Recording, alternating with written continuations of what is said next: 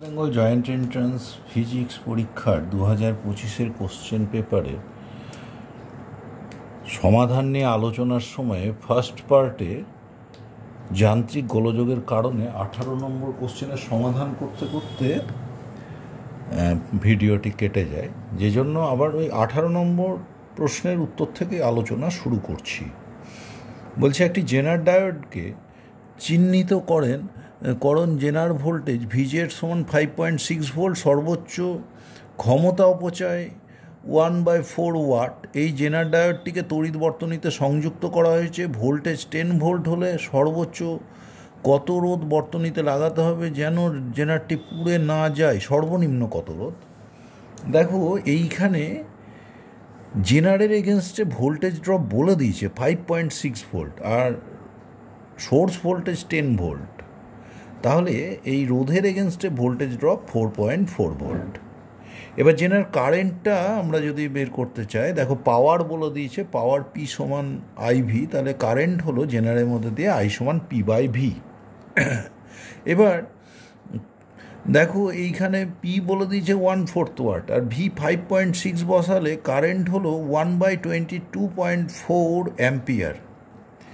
এবার যদি ওই রোধ আরএস, যেটা আরএস সমান V/I যদি আমরা লিখি, ওর ভোল্টেজ ড্রপ 4.4 ভোল্ট আর কারেন্ট হলো 1/22.4 অ্যাম্পিয়ার, তাহলে এটা দিয়ে ভাগ করলে 4.4 × 22.4 তাহলে হচ্ছে 98.56 ওহম। সুতরাং আমাদের কারেক্ট আনসার হলো এ। সুতরাং 18-র কারেক্ট আনসার এ। এবার 19 নম্বর প্রশ্নে যায়। 19 নম্বর প্রশ্ন দেখো, ফোর্স ইকুয়েশন দেওয়া আছে।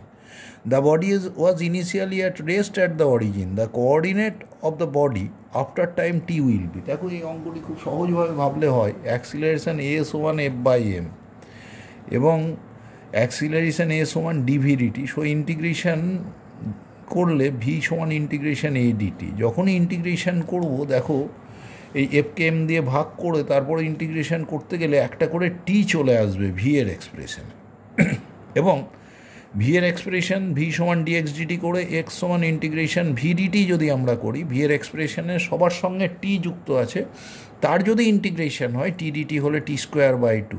সুতরাং প্রত্যেকটা আর এর যে এক্সপ্রেশন, সেখানে প্রত্যেকটা টার্মে t²/2 থাকছে আর নিচে এম দিয়ে ভাগ করেছি। সুতরাং হবে a t²/2m, x component, y component হবে b t²/2m এবং জেড কম্পোনেন্ট স্থানাঙ্কের আর কি জেড স্থানাঙ্ক হবে c t²/2m। সুতরাং 19-এর কারেক্ট আনসার হলো এ। এবার আমরা 20 নম্বর প্রশ্নে যাই। 20 নম্বর প্রশ্নটি দেখো, এটা হলো প্রিজমের আই ডেল্টা কার্ভ দিয়ে ডেল্টা আর আয়ের গ্র্যাফ টানা আছে। এখানে দেখো দুটো আপতন কোণ 15 ডিগ্রি এবং 60 ডিগ্রিতে দেখা যাচ্ছে চ্যুতিকোণ একই। বলছে প্রিজম কোণের মান কত? তোমরা জানো ডেল্টা সমান I1 + I2 - a, এবং যে দুটো আপতন কোণে বিচ্যুতি কোণের মান সমান হয় I1 এবং I2, সেই দুটোর একটা যদি আপতন কোণ হয় অন্যটা নির্গমন কোণ হবে। তাহলে ডেল্টা সমান I1 আপতন কোণ, I2 নির্গমন কোণ -a। I1 যদি 15 ডিগ্রি হয়, I2 60 ডিগ্রি।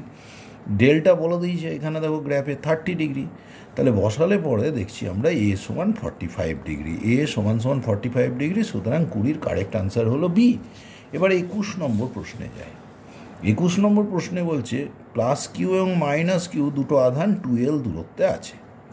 এ ও বি বিন্দুতে, এটা এ বিন্দু, এটা বি বিন্দুতে রাখা আছে। এ ও বি এর মধ্যবিন্দু হলো সি। একটি আধান কিউকে অর্ধবৃত্তাকার পথে CSD-তে নিয়ে যাওয়া হয়েছে, আরেকবার CBD-তে। বলছে দুই ক্ষেত্রে কৃতকার্য একবার W1 আর একবার যদি W2 হয়, W1 এবং W2-র মান কত? দেখো আগে সি আর ডি বিন্দুর আমরা পোটেনশিয়াল বা বিভবও বের করতে পারি। দেখো সি বিন্দুটা +q আর -q পয়েন্টের ঠিক মধ্যবিন্দুতে, মানে এদের জন্য সি বিন্দুর পোটেনশিয়াল কিন্তু 0, q/l -q/l সমান 0। ডি বিন্দুর পোটেনশিয়াল যখন বের করছি, +q থেকে তার দূরত্ব দেখো l 2l 3l, তাহলে q/3l, আর বি বিন্দু থেকে দূরত্ব তোমার মাত্র এল, তাহলে -q/l, তাহলে কত হলো পোটেনশিয়াল অ্যাট ডি -2q/3l। তাহলে সি থেকে ডিতে যে পথেই নিয়ে যায় সব ক্ষেত্রেই কৃতকার্য সমান। সুতরাং CBD এবং CSD দুই ক্ষেত্রে ওয়ার্ক ডানটা ইকুয়াল হবে। এবার ওদের পোটেনশিয়াল ডিফারেন্স, VC তো 0, তাহলে VD - VC হলো -2q/3l, তাহলে ওয়ার্ক ডান ইন্টু কিউ, আর এসআই করলে 1/4πε0 দিয়ে গুণ করতে হবে। তাহলে দেখো এখানে একটা 2 কেটে গেল, 3 2 6, আর ওয়ার্ক ডানে ক্যাপিটাল কিউ দিয়ে গুণ আছে, তাহলে কিউ বাই 6πε0 ইন্টু এল, আর একটা নেগেটিভ সাইন তো আছেই। সুতরাং আমাদের যে কারেক্ট আনসার সেটা কিন্তু হলো এ। তাহলে 21-এর আমাদের যে কারেক্ট আনসার সেটা হলো গিয়ে এ। এবার আমরা 22 নম্বর প্রশ্নে যাব।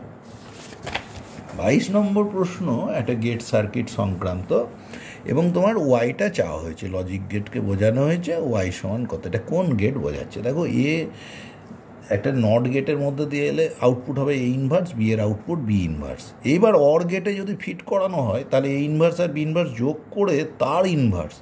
তাহলে তোমরা মর্গানের উপপাদ্য থেকে জানো this is A dot B.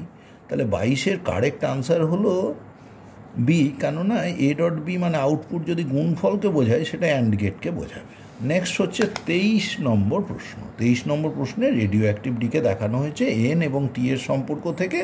তোমাকে বলছে এন আর এ মানে অ্যাক্টিভিটি মানে ডিএন ডিটির কার্ভটা কেমন হবে সেই নেচারটা তোমার কাছে চাওয়া হয়েছে। দেখো এন সমান n0 e⁻λt, যেটা এক্সপোনেনশিয়াল ডিকেটা বুঝিয়েছে কার্ভটা যেহেতু, তাহলে ডিএন ডিটি করলাম, তাতে -n0 λ e⁻λt। এবার n0 e⁻λtর জায়গায় n বসালে ডিএন ডিটি সমান -λn, এটা কিন্তু বেরিয়ে এলো আমাদের। তাহলে ডিএন ডিটি সমান -λn। সুতরাং দেখো প্রথমে যখন অ্যাক্টিভিটি জিরো, তখন কিন্তু দেখা যাচ্ছে এনের ভ্যালু n0, এবং ক্রমাগত অ্যাক্টিভিটি যত বাড়ছে তত দেখো এই এনের মান যত কমছে, তার কারণ straight line with negative slope আছে। সুতরাং সি কারেক্ট আনসার। আমাদের 23 নম্বর কোশ্চেনের কারেক্ট উত্তর হলো গিয়ে সি। এইবার আমরা 24 নম্বর প্রশ্নে যাব। 24 নম্বর প্রশ্ন থার্মোডিনামিক্সের কোশ্চেন। একটা পিটি কার্ভ দিয়ে পিভি কার্ভ কেমন হবে তা চাওয়া হয়েছে। দেখো এ বি রেখা বরাবর কার্ভে প্রেশারটা কনস্ট্যান্ট এবং টেম্পারেচার কমছে। প্রেশার কনস্ট্যান্ট, টেম্পারেচার যদি কমে তাহলে দেখো V is proportional to T, temperature কমলে ভলিউমও কমবে, আর প্রেশার কনস্ট্যান্ট থেকে ভলিউম কমছে। দেখো এ টু বি, এ কার্ভ হতে পারে কারেক্ট, বি হতে পারে, ভলিউম কিন্তু কমছে এখানে প্রসেসে। সি কার্ভ কিন্তু হবে না, ডিও হতে পারে প্রথমটায়। নেক্সট বি টু সি, এখানে কিন্তু টেম্পারেচার কনস্ট্যান্ট বি টু সিতে। টেম্পারেচার কনস্ট্যান্ট মানে বয়েলস ল ফলো করবে, বয়েলস ল ফলো করা মানে রেক্ট্যাঙ্গুলার হাইপারবোলা কার্ভ। সুতরাং বি টু সি এই কার্ভটা আসছে, তাহলে সি এরটা কারেক্ট হতে যাচ্ছে। এবার দেখো সি টু এ, এটা দেখো বাড়ালে মূল বিন্দুগামী সরল রেখা হয়ে যাচ্ছে। Pressure is proportional to temperature, তাহলে ভলিউম কনস্ট্যান্ট দেখো সি থেকে এতে, এবং দেখো প্রেশারের মান কিন্তু আস্তে আস্তে বাড়ছে, এখানেও তাই পাচ্ছি কার্ভে। সুতরাং সি 24-এর কারেক্ট আনসার হলো গিয়ে সি। এবার 25 নম্বর প্রশ্নে আমরা যাচ্ছি।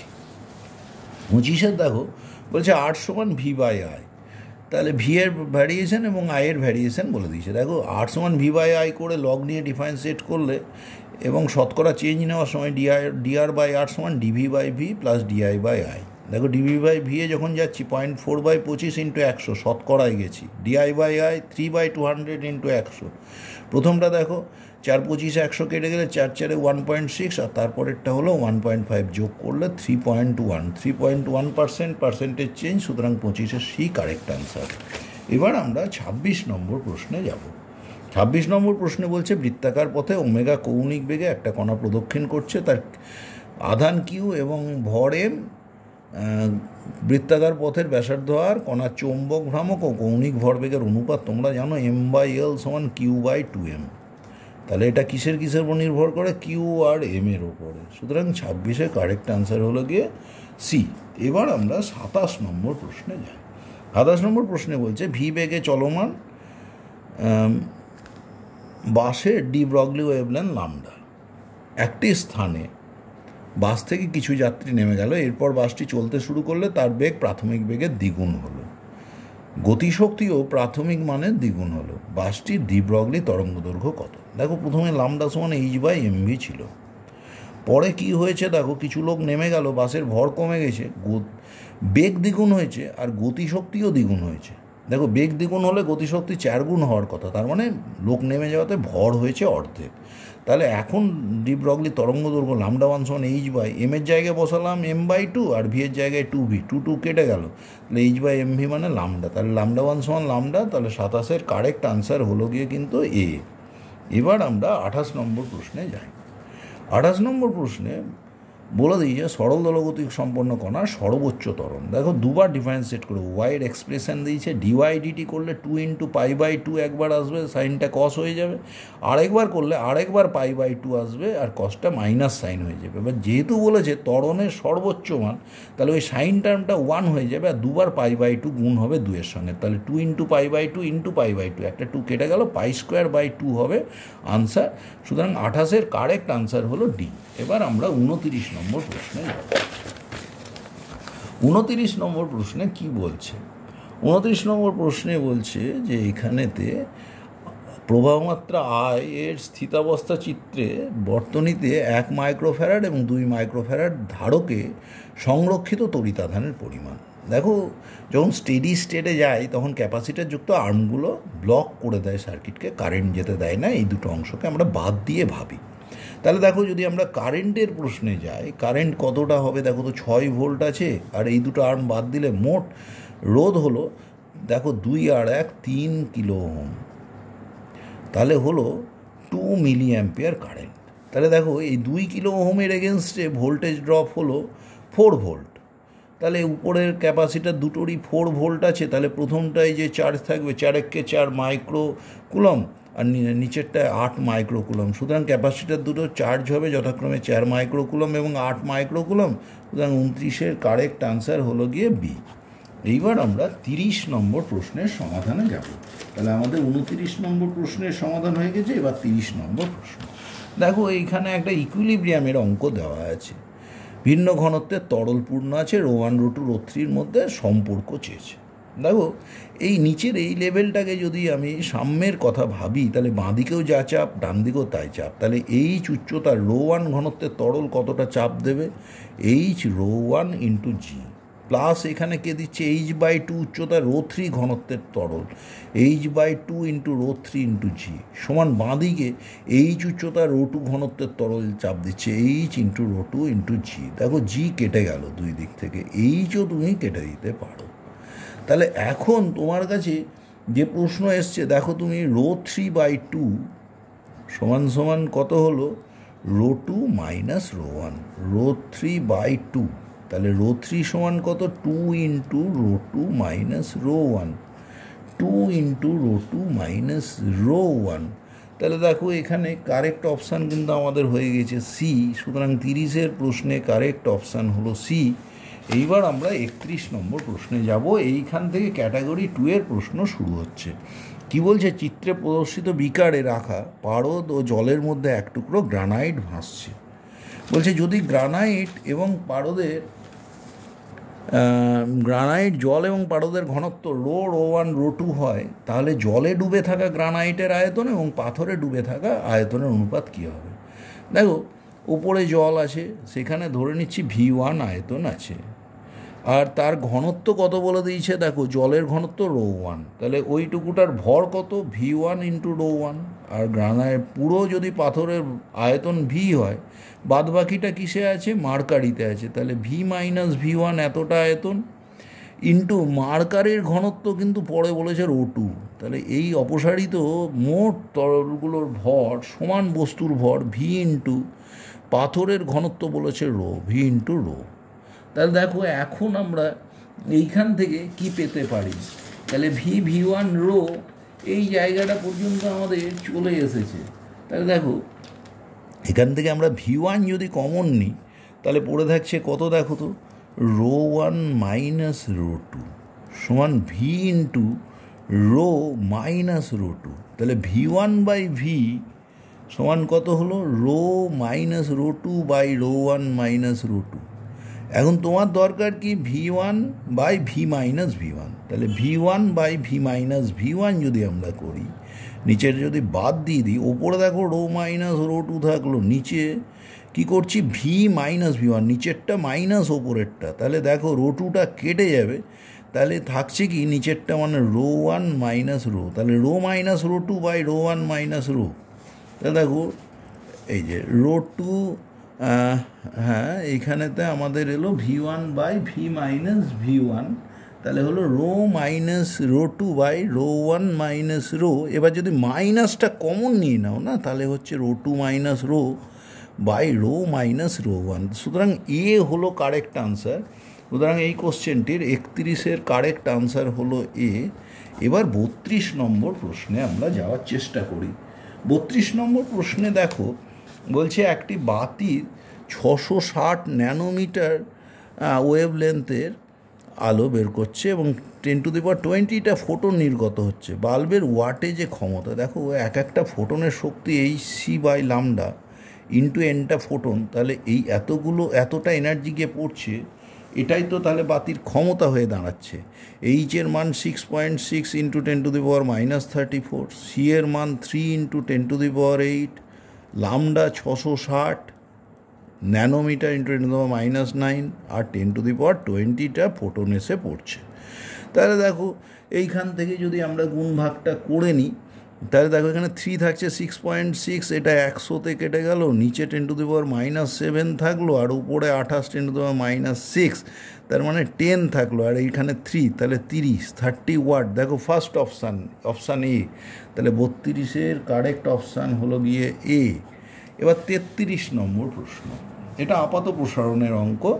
বলছে একটি তামার পাত্রে উত্তপ্ত করলে একটি তরলের আপাত প্রসারণ গুণাঙ্ক হয় সি, আর রূপার পাত্রে এস, তামার দৈর্ঘ্য প্রসারণ গুণাঙ্ক এ। তাহলে দেখো সি সমান যদি তরলের প্রকৃত প্রসারণ গুণাঙ্ক গামা হয়, গামা -3a, আর রূপার পাত্রে এস সমান গামা মাইনাস রূপার দৈর্ঘ্য প্রসারণ গুণাঙ্ক আলফা হলে সেটাই চেয়েছে 3 আলফা। এবার দেখো আমাদের তো গামাটা আমরা ধরে নিয়েছি, তাহলে গামাটাকে তাড়িয়ে দেওয়া দরকার, তাই আমরা দুটো ইকুয়েশনের ডিফারেন্স নিয়ে নিই। তাহলে কি হলো, সি মাইনাস এস সমান 3 ইন্টু আলফা মাইনাস এ, তাহলে alpha equals to C minus S plus 3a by 3। তাহলে 33 নম্বর প্রশ্নে দেখো বিতে আছে C plus 3a minus S by 3, তাহলে বি কারেক্ট আনসার। তাহলে 33-এর কারেক্ট আনসার হলো গিয়ে বি। এইবার আমরা 34 নম্বর প্রশ্নে যাব। 34 নম্বর প্রশ্নে দেখো এটা স্টেশনারি ওয়েভের একটা ইকুয়েশন দেওয়া আছে। বলছে এক্স ও ওয়াই সেন্টিমিটার এবং টি এককে দেওয়া আছে। ওয়াই সমান 5 sin πx by 3 cos 40πt। বলছে পরপর দুটি নিষ্পন্দ বিন্দুর মধ্যে দূরত্ব তোমরা জানো সেটা হয় লামডা বাই 2, তাহলে লামডাটা বের করতে হবে। দেখো এখানেতে আমরা লিখতে পারি অ্যাকচুয়াল কম্পোনেন্ট ওয়েভগুলোর equation A sine 2π by lambda into X minus VT. আর একটা ওয়েভ ইকুয়েশন তাহলে কী হবে, y2 সমান A sine 2π by lambda into X plus VT. সুতরাং এদের যোগ করলে হয় y সমান 2a sine 2πx by lambda into 2π into VT by lambda, এটাও হচ্ছে তোমার সাইনে। তা দেখো এইখানেতে সাইন 2πx বাই লামডা সমান সাইন πx বাই 3, তাহলে 2π বাই লামডা সমান পাই বাই 3। দেখো পাই কেটে যাচ্ছে, লামডা সমান 6, তাহলে লামডা বাই 2 হলো 3 সেন্টিমিটার। সুতরাং 34-এর কারেক্ট আনসার হলো গিয়ে বি। এইবার আমরা 35 নম্বর প্রশ্নে যাওয়ার চেষ্টা করব। 35 নম্বর প্রশ্ন দেখো একটি বস্তুর তাপমাত্রা থিটা যা তার পারিপার্শ্বিক তাপমাত্রা θ0 অপেক্ষা সামান্য বেশি, উক্ত বস্তুটির তাপমাত্রা θ0 তাপ ক্ষয় আর এর লেখচিত্র আঁকতে বলেছে। আমরা জানি এখানে স্ট্রেট লাইন হয়। এবার দেখো কেন, কারণ বস্তুর তাপমাত্রার পার্থক্য কম হলে নিউটনের শীতলনের সূত্র অনুযায়ী যে তাপ ছাড়ে সেটা বস্তু আর পারিপার্শ্বের তাপমাত্রার পার্থক্যের সঙ্গে সমানুপাতিক। এবার দেখো থিটা যত বাড়বে তত তাপ ক্ষয়ের হার বাড়ে, এবং থিটা ইকুয়ালস টু θ0 যখন হয়ে যাচ্ছে তখন কিন্তু আর সে তাপ ছাড়ছে না। সুতরাং আমাদের বিয়েরটা হলো কারেক্ট আনসার, তাহলে 35-এর বি। এই ক্যাটাগরি 2 টাইপ আমাদের শেষ হলো। এবার 36 নম্বর প্রশ্ন থেকে হচ্ছে ক্যাটাগরি সি টাইপ। এবার 36 নম্বর প্রশ্নে দেখো V average, mean speed, root mean square speed এবং মোস্ট প্রবাবল স্পিড দেওয়া আছে। আগে আমরা সেই এক্সপ্রেশনগুলো লিখে নিলেই দেখতে পাবো যে দেখো ভি অ্যাভারেজ সমান হয় √8 RT/m পাই, ক্যাপিটাল এম ইন্টু পাই, আর ভি মোস্ট প্রবাবল সমান 2 RT/m, আর ভি RMS যেটা সমান √3 RT/m। সুতরাং এই এক্সপ্রেশনগুলো দেখলেই বুঝতে পারছো সি একটা কারেক্ট আনসার, যে ভিপির মান অর্থাৎ মোস্ট প্রবাবল ভেলোসিটির মান সব থেকে কম, নেক্সট হলো অ্যাভারেজ, এই √8/π আছে, আর 3 তাদের থেকে বড় কিন্তু, সুতরাং সি কারেক্ট। আর একটা দেখো, এই যে ভিপি দিয়ে অণুগুলোর গড় গতিশক্তির যে এক্সপ্রেশন নিয়ে এসছে সেই জায়গাটা আমাদের দেখার যে এটা কেমন হচ্ছে। দেখো ভিপি সমান হচ্ছে √, এটা যদি স্মল এম ইন্টু এন লিখি তাহলে 2kT/m। তাহলে এবার দেখো 3/4 m ইন্টু ভিপি স্কোয়ার, তাহলে দেখো 3/4 m ভিপি স্কোয়ার মানে 4kT/m চলে আসছে, 2kT/m, ভেরি সরি, mm কেটে গেল, দেখো 3/2 kT।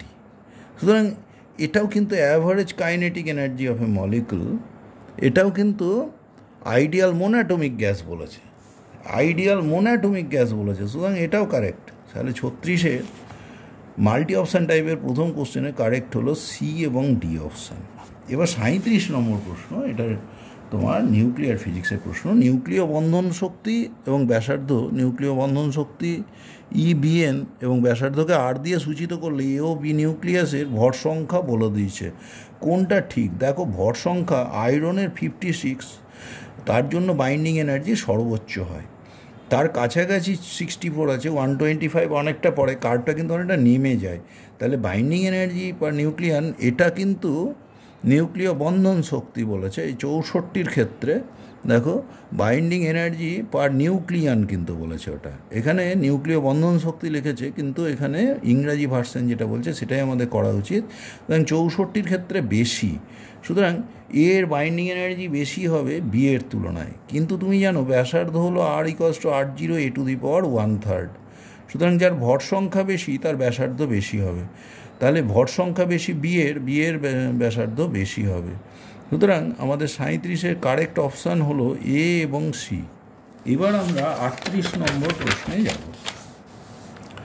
38 নম্বর প্রশ্নে কি বলছে সেটা দেখা যাক। দেখো এখানে এটাও একটা ওয়েভ ইকুয়েশন দেওয়া আছে, এবং এই ওয়েভটা দেখো আমাদের ওয়াই কস ফর্মে দেওয়া আছে, 0.02 cos 50πt + π/2 ইন্টু কস। তাহলে কম্পোনেন্ট ওয়েভগুলো আমরা যদি লিখতে যাই তাহলে কিন্তু এইখানেতে আমাদের কম্পোনেন্ট ওয়েভ y1 সমান দেখো হচ্ছে a cos 2π/λ into vt minus x + π/2, আরেকটা ওয়েভ হবে y2 সমান a cos 2π/λ into VT plus X plus π/2। এইখান থেকেই যদি আমরা যাই তাহলে দেখো এই কম্প্যারিজনে গেলে পরেই এই দুটো ওয়েভ থেকে যখনই যোগ করে আমরা যাচ্ছি কম্প্যারিজনে, তাহলে যোগফলটা হয়েছে 2a cos 2π/λ into VT plus π/2 into cos 2πx/λ, y সমান y1 প্লাস y2 করলে y পেয়ে যাচ্ছি, cos 2πx/λ সমান cos 10πx, তাহলে 2πx/λ সমান 10πx, দেখো x কেটে গেল, পাই কেটে গেল, তাহলে λ ইকুয়ালস টু 2/10, তার মানে 0.2। এবার তোমার λ/2 বলছে, এই ক্ষেত্রে দেখো একটা করে π/2 টার্ম আছে, কিন্তু π/2 টার্ম থাকার ফলে আমাদের এইখানেতে দেখো প্রথম বলছে নোট অকার্স অ্যাট, দেখো নোড প্রথমত কস টার্ম দিয়ে যখন আমরা পাচ্ছি, তার মানে নোডটা এরকম হবে, নোডটা এইখানে আসছে লামডা বাই 4-এ, 3 লামডা বাই 4-এ। সুতরাং এইখানেতে আমাদের লামডা বাই যদি আমরা 4-এ যাই, লামডার ভ্যালু এলো কিন্তু 0.2, তাহলে লামডা বাই 2 কিন্তু 0.1। তাহলে দেখো লামডা বাই 4 হলো 0.05। তাছাড়া 3 গুণে নিশ্চয়ই নোড অকার করবে, তাহলে এ কারেক্ট হলো। অ্যান্টি নোড অকার স্যাট এর 6 গুণ হয়ে যাচ্ছে। দেখো এখানে 0.3 টাইমস হচ্ছে, তাহলে কোথায় কোথায় নোড এবং কোথায় কোথায় অ্যান্টি নোড? নোড হলো 0.05-এ, অ্যান্টি নোডে 0.1, তারপরে 0.15-এ নোড, 0.2-তে অ্যান্টি নোড, সুতরাং 0.3-তে অ্যান্টি নোড হবে, বিও correct. The speed of the wave, এটা কষলে পড়ে ভি সমান, দেখো এইখানে এই যে ভিটির ভ্যালুটা যদি আমরা কম্পেয়ার করে দিই, 2 পাই লামডা ইন্টু ভিটি, 2 পাই লামডা ইন্টু ভিটি সমান 50 পাই টি। এবার লামডার মান আমাদের কিন্তু বেরিয়েছে 0.2। যদি আমরা 0.2 বসাই, তাহলে এইখানে ভি সমান ভ্যালুটা ক্যালকুলেট করলে আসছে 5 মিটার পার সেকেন্ড। এটা কারেক্ট নয়। Wavelength of the wave 0.2 metre, সেটা আমাদের এসেছে। সুতরাং এটার কারেক্ট অপশান হলো 38 নম্বর কোশ্চেনে এ, বি এবং ডি। তারপরে ডাইমেনশনাল অ্যানালিসিসের অঙ্ক দেওয়া আছে 39 নম্বর কোশ্চেনে। If the dimension of length as G to the power X আছে, ডাইমেনশন অফ লেন্থটা কেমন আছে? G to the power X, C to the power Y and H to the power Z. তাহলে এক্স ওয়াই জেডের relation চেয়েছে, এটা হলো লেন্থের dimension এই কোশ্চেনটায় 39-এ এইটা দেওয়া আছে তোমার। তাহলে জি এর ডাইমেনশানটা আমাদের দেখা উচিত। জি এর হলো M to the power -1 L cube T to the power -2 whole to the power X. C হলো ভেলোসিটি অফ লাইট, এটা জি গ্র্যাভিটেশনাল কনস্ট্যান্ট আর কি। সি হলো velocity of light, L to the power -1 to the power Y. আর H হলো প্ল্যাঙ্কের ধ্রুবক, এটা হলো M V R. M V মানে L T to the power -1, আর আর আছে মানে আরেকটা এল স্কোয়ার হয়ে গেল, এটা টু দি পাওয়ার জেড। তা দেখো এখানে এম টু দি পাওয়ার কত হচ্ছে? -x plus Z. L to the power কত হলো? 3x plus Y plus 2z। আর টি টু দি পাওয়ার কত হলো? দেখো T to the power -2x -y - z। এইখান থেকে দেখো এম এর পাওয়ার নেই, শুধু এল আছে একা। তাহলে কী লিখবো ইকুয়েশন? -x প্লাস জেড সমান 0। তাহলে এক্স সমান জেড। তারপরে দেখো তোমার এই তৃতীয় ইকুয়েশনে যাও, এটা সমান 0, টিও তো নেই। তাহলে 2x সমান -y - z। এবার দেখো এক্সের জায়গায় যদি জেড পুট করি, তাহলে এটা হয়ে গেল 2z, আর ওই জেডটা এদিকে আসুক, 3z সমান -y। থার্ড ইকুয়েশনের এলেরটা কম্পেয়ার করলে পাচ্ছি 3x plus Y plus 2z সমান 1। এইবার দেখো এইখানে এক্সের জায়গায় যদি জেড বসিয়ে দাও, 3z, ওয়াইয়ের জায়গায় -3z কেটে গেল, প্লাস 2z সমান 1। তাহলে জেড সমান কিন্তু হলো হাফ। জেড সমান হাফ হলে এক্স সমানও হাফ, এবং ওয়াই সমান -3z, তাহলে -3/2। দেখি এবার কম্পেয়ার করে কোনটা কোনটা আসছে। দেখো আমাদের বি আর ডি কারেক্ট। বিতে এক্স হাফ জেড হাফ, দেখো এক্স হাফ জেড হাফ। আর ডিতে ওয়াই -3/2 জেড হাফ। তাহলে এই দুটো কারেক্ট। 39-এর কারেক্ট হলো বি এবং ডি।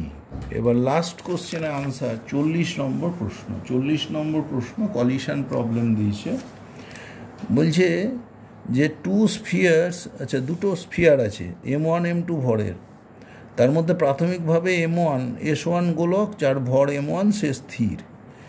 s2 গোলক x অক্ষ বরাবর v বেগে যাচ্ছে।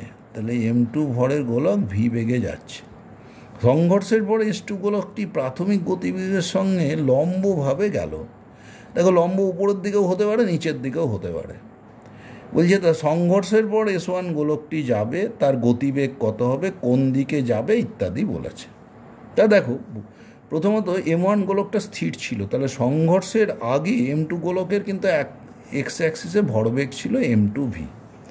তাহলে এখন আফটার কলিশন কে কোন দিকে গেছে? আফটার কলিশন S2 গেছে ওয়াই অক্ষ বরাবর, ধরো ধনাত্মক দিকে ধরেছি, ঋণাত্মক দিকেও কিন্তু হতে পারে, তাহলে ধনাত্মক দিকে গেছে। তাহলে এখন M1-এর ভরবেগ কী হবে? একটা তো ছিলই, আর এটা একটা অতিরিক্ত এসছে, তার বিপরীত ভরবেগ দিয়ে দিই, তাহলে ওয়াই অক্ষ বরাবর ভরবেগ শূন্য হলো, আর এক্স অক্ষে যে ছিল সেটা তো থাকলোই। তাহলে দেখো এখন S1-এর ভরবেগ হবে দুটো ভরবেগের যোগফল। দুটো ভরবেগ কোনটা কোনটা? একটা হলো তোমার M2V, আরেকটা কি বলেছে, আরেকটা গোলক কোন দিকে গেছে? V/2 বেগে লম্ব দিকে, তাহলে আরেকটা হলো M2 × V/2, তাহলে এদিকেও M2 × V/2, তাহলে এই দুটো ভরবেগের লব্ধি হবে এর ভরবেগ M1-এর। তাহলে কত হবে? M2V এটা আর এটা লম্ব দিকে যোগফল। তার মানে তুমি ভরবেগটা এইরকম পেতে পারো, যদি রুট ওভার অফ এটা করে নাও, দিয়ে M2কে বের করে নাও, তাহলে root over of V² + V²/4। তার মানে কত হলো? M2 × V, দেখো √5/2, এটাই কি হলো M1-এর এখনকার ভরবেগ M1V1। তাহলে V1 সমান কত? তার বেগটা চেয়েছে, দেখো গতিবেগের মান M2/M1 × V × √5/2। সুতরাং এটা কিন্তু কারেক্ট হলো এ।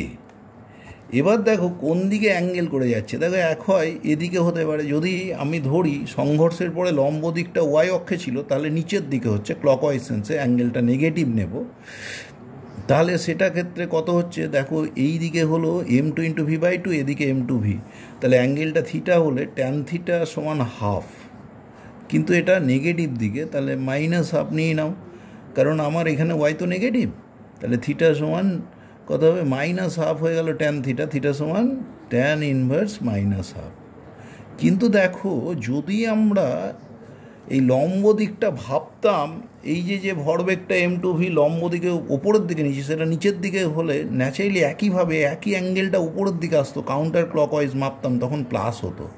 সুতরাং এক্স অক্ষের সাপেক্ষে গতিবেগের দিক ট্যান ইনভার্স হাফও হতে পারে, -½ হতে পারে, সিও কারেক্ট। সুতরাং আমাদের 40 নম্বর প্রশ্নে এ এবং সি কারেক্ট আনসার। এখানেই আমাদের আলোচনা শেষ হল।